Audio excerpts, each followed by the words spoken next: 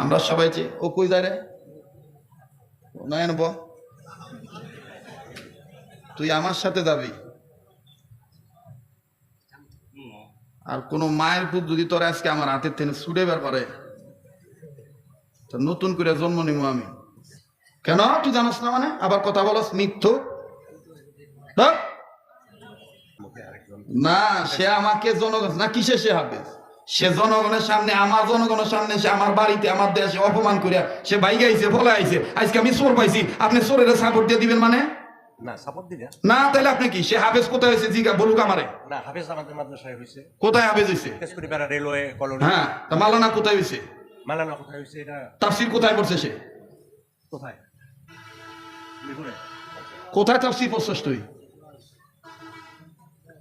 দেখ হাফেজ ও কি করছে জানেন না খালি চুপ থাকেন বুঝছি আমি হ্যাঁ আপনি বুঝছেন আমি যদি যাইতাম তাহলে হয়ে যেত না না না না না আপনি আমার কাছে গেলে সেটা আলাদা না সেটাই হয়তো আগে সেটা আলাদা যাক